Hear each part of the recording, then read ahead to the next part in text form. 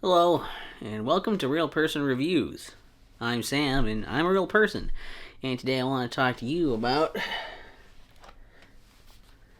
so you can see it, Idol Slayer. I guess I played it on the Steam Deck primarily. I did a little bit on mobile; it's there as well, but I played it on Steam Deck, and so it's on Steam. And I don't really have much to preface this other than, again, there's the written review you can check out. I'll link that in the description. But after, almost 4,000 hours of this game, I think I'm ready to review it, even though I don't have every single achievement in it. If that says anything to you, I've been playing it for like 2 years or something. So let's just get to business on that, because we don't necessarily have a ton to cover, but we kind of do. You'll see what I mean. So, Idol Slayer is kind of this mix of an idle game, as you'd expect from the title. What the hell is that? Oh, someone's shoveling. Cool. It's an idler, but it's also a mix of RPG and Infinite Runner. There's a couple other little things in there as well you might find, but that's primarily what the game is. So, what you'll do in the game mostly is you'll start off and you're just kind of infinitely running forward. And you can hit A to jump, or whatever your controller has to jump. You'll grab coins, and as you get coins, you can start buying upgrades, things that can increase your coins per second, so you can just passively get coins. You can make enemies start spawning, so you can kill them to get points or coins. You also get things called Slayer points you can use. So after, you can buy lots of, equipment and upgrades for those to change multipliers of things and bring up your coins per second. You kind of like this normal progression you would see in a lot of idler kind of clicker type games. You have that thing going on, but as you kill enemies, you get Slayer points. And you can use those to buy more upgrades on this big skill tree, but the only way to do that is to ascend. So whenever you ascend, you lose all of your current progress, but then you get those Slayer points, and then you can spend those Slayer points in your skill tree to unlock more areas and more equipment. You can just unlock more missions, because there's little mission things you can do as you go. You can unlock new worlds to warp to with different enemies, and different enemies might drop different materials you can use to craft things. There's temporary items you can craft, and permanent items that give you permanent upgrades you can craft that way.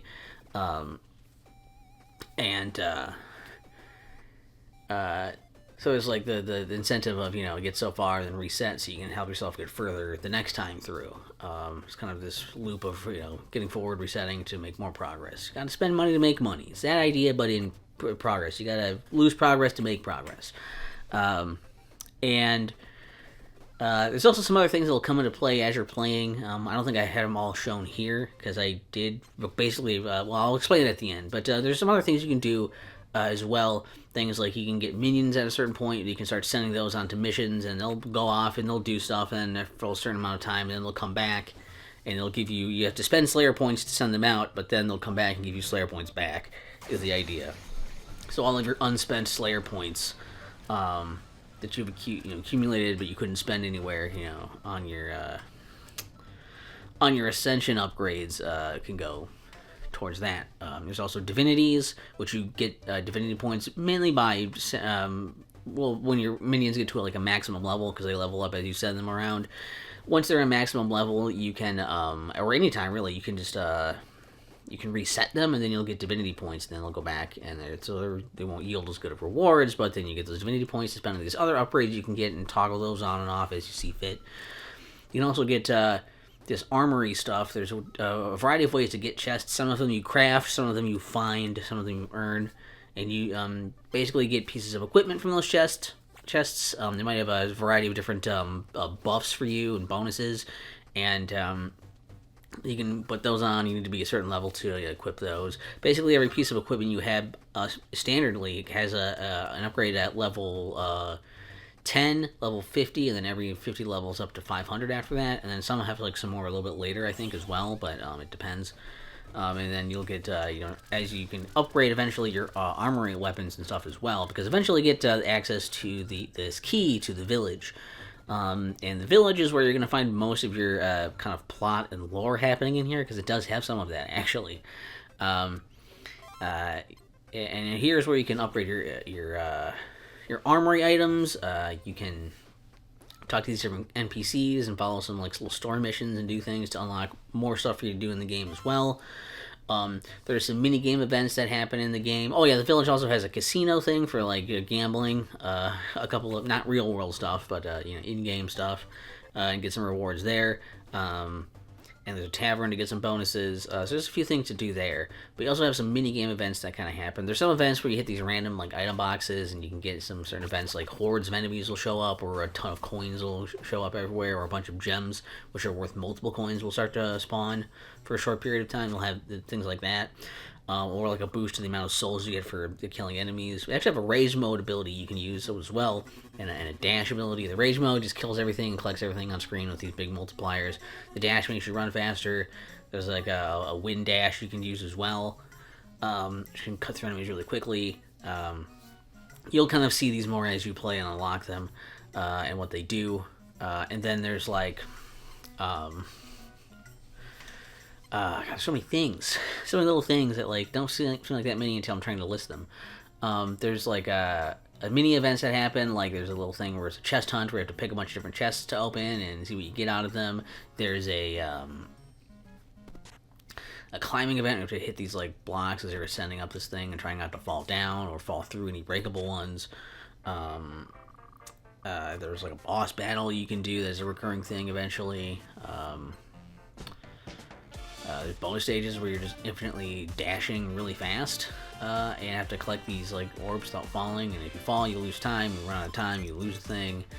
So there's some like, mini game things that happen in there as well. They're a little bit different, and plenty of things for you to actually actively do.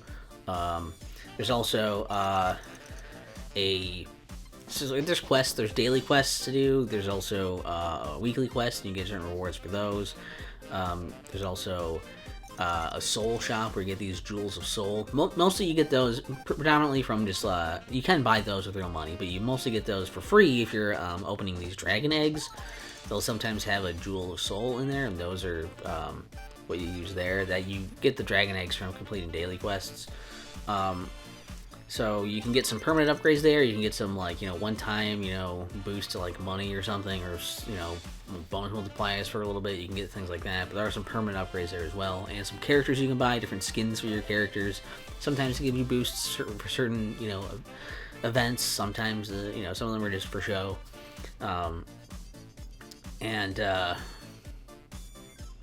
Then there's, I think I've hit most of the things. There's also a lot of little like menu things you can look at, a bunch of stat set breakdowns for those. There's a ton of achievements for you to get. There's a thing where you can see all the enemies you've killed. There's options. There's a lot of little things you can check out in the menu as well if you're kind of curious and just want to kill some time and you're waiting for other stuff to kind of build up and rack up. Eventually, you can also Ultra Ascend, which is kind of like ascending, except for when you Ultra Ascend, you reset your tree, your skill tree. There are some things you can get that will stay unlocked permanently even through Ultra Ascensions, but the main reason you would Ultra Ascend is to get Ultra Slayer points, which can be spent on these Stones of Time, which essentially just gives you flat multipliers for like everything, and each one does a little different set of multipliers, so you can allocate those as you see fit. And then it goes into part of the gameplay loop. So I don't know if there's actually going to be like a story end of this game. If there is, I haven't seen it, or it's just not there yet. They are still actively working on this game. So there's probably more things that you might see later on if you're not viewing this, somewhere around the end of 2024 is when I'm doing this review. If you're not seeing it around then, I mean, I guess you can see when it was posted. If you're not doing it around then, it might be totally different for some of these things. I don't know. But this is a state of the game right now. And also, I guess the big thing to mention also is the fact that you can also, you can just shut the game off, and while you're not playing, you're passively killing enemies and getting souls, you're getting coins, you're going towards, you're making progress towards your missions that are active. You're still doing stuff while you're not playing, which is kind of the main point of an idle game, is that you're still doing stuff when you're not doing stuff, really. And I will say, for positives on this game right away, this thing really drew me in. Partly because the music in the demo or the trailer was awesome. I was like, this sounds really cool. I want this. It's very appealing. 8-bit kind of stuff or some of the chiptune kind of things, and the 8-bit style. I don't know. It's very attractive, very simple. And I think for a game like this, an idle game, a daily game, you just kind of turn on, play for a bit, and then turn off. Whether you have a lot of time to play or just a little bit to check it, it's got something for you to do. It's cool. There are some days where I just didn't play it at all. I didn't feel like I was missing out on anything because I was still getting stuff in the background. There were some days where I just had a bunch of time to kill and I just sat here and played it a ton. So there's a lot of active stuff for you to do. For an idle game, there's a lot of things for you to actively do as well, which means that you don't have to just get so far and then not be engaged anymore for the most part, which is really good. And lots of there's at least a small variety of things for you to do in here at least, which is also it's also helpful. And yes, of all these like idle daily kind of games like this one might actually be my favorite of them that I've played, just because the loop is satisfying and there's lots of things for you to. It feels like you're always kind of like working towards something. However, it can be kind of tough to keep resetting your progress, especially those ultra ascensions. Sometimes it feels like you kind of hit a brick wall of progress, so you get on and do a daily thing, and you're like, well, that's it, and then you just kind of like waiting till you actually have enough Ultra Slayer points to make it worth your while to Ultra Ascend. Or then when you do that, you feel like so behind for such a long time before you catch up. While it does get faster each time, it's a long ways to go back. At what point do you go back? What point is it faster to go back and try to come back up again than to just sit here and wait and go forward to get more things? I don't know. That can be kind of tough. And also with the endless nature of this, they kind of like make it so it's like, yes, it's kind of built for the people who have been playing it since day one. They're still having stuff to do as they're adding more things, but the fact that they're still adding more things, and it's like, well, when am I ever going to be done? It does feel kind of like it's never going to end until the support for the game is done, and then it's like, here's the ending, and then there's just going to be nothing else, which I guess is okay. I mean, it is a free-to-play game, and they also, I guess I'll give them a little shout out there as well. They haven't really done anything that makes you feel like you have to spend money. It can help you progress a little bit, but it's not really a pay to get through the thing. But it's like, I don't know. It is. I have thrown some money at them just because it's. I've enjoyed how much I've played, but it's. Some of them give you some boosts for certain periods of time, like I mentioned. Like there's a thing for like around holidays. There's certain events when they have like crossover things, whatever. Limited edition skins. They'll have it during the event. That'll get you stuff. That kind of thing. There are some things where they kind of try to do that. But it's just, it does kind of get, like any of these games that are like this, it gets a little repetitive and tedious, and it gets to be long in the tooth. And it's hard enough for something like this to just play for such a long time to feel like you've done everything and seen everything. But when they keep adding more things and it feels like you never will, it also can be kind of a bummer. It can be kind of tough. Look, Idle Slayer is still a pretty good game. I don't really regret spending money on this for things like my Shovel Knight skin, or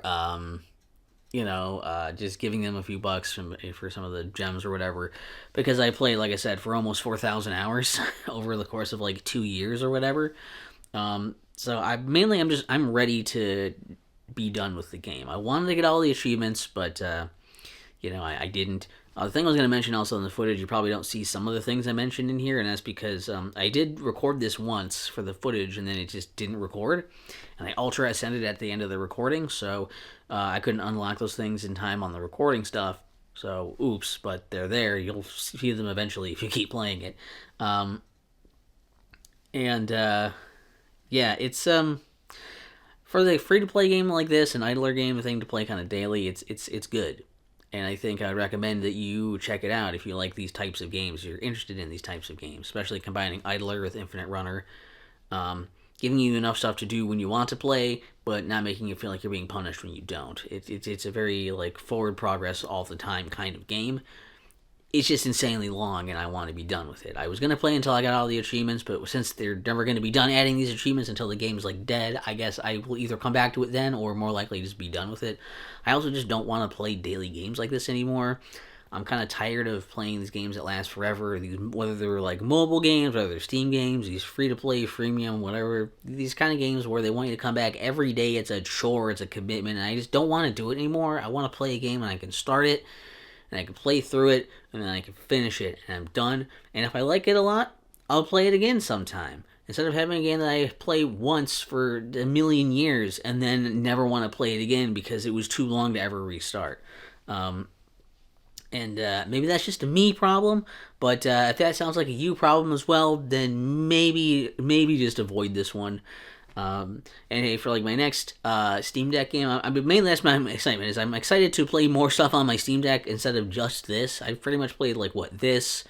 I dabbled in a few things to test them, and then like I played a decent chunk of ukulele on here. That's kind of like all I've played really. So I definitely owe my Steam Deck better than this, and I'm thinking my next game might be Vampire Survivor. Don't quote me on that. Is it Survivor or Survivors?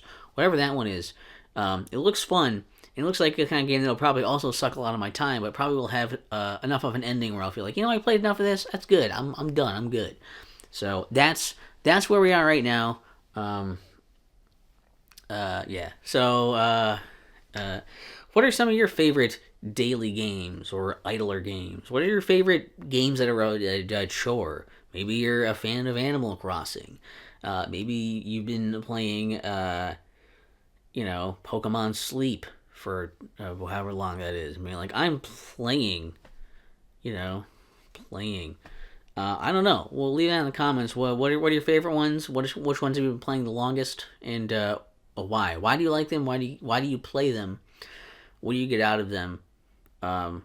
Because I'm kind of curious as someone who is like burned out on these. I guess I would like to at least hear kind of the side of the story of what do you guys like?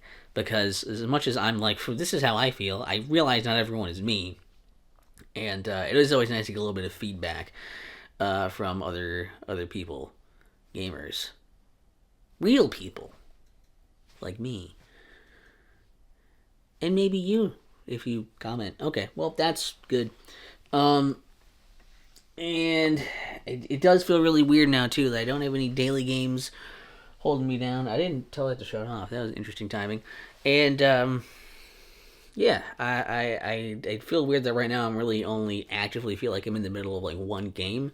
It hasn't happened in a long time, and it feels kind of good. It feels kind of freeing that I feel like I'm not like I need to finish 12 games now because I am simultaneously playing like 7 of them every day. It's a good feeling, and I like it, and I'm ready to move on and get to the next chapter of my life. So I'm glad I played this. It was good, and I'm glad this is the send off I have to this kind of game. Couldn't ask for a better way to leave it. Definitely will way less PTSD than when I was like, you know what? I stopped playing League of Legends because my computer couldn't run it anymore because my computer was a piece of crap, and I never want to play that again because I don't remember. Like most people who play League of Legends, I don't remember fun. And at least something like Idle Slayer does not have that bad taste in your mouth when I'm like, when you're done, you're like, you know what? I'm good. I don't hate it. It was a fun time. It was nice. And it's going to be nice to just leave that as a memory of like, I remember when I played that game. And that was pretty good for what it was. And I think I'm a better person for not playing it anymore, which is, again, it is for me. It's for my own gamer health or whatever. All right. Leave the stuff in the comments, do whatever, or don't.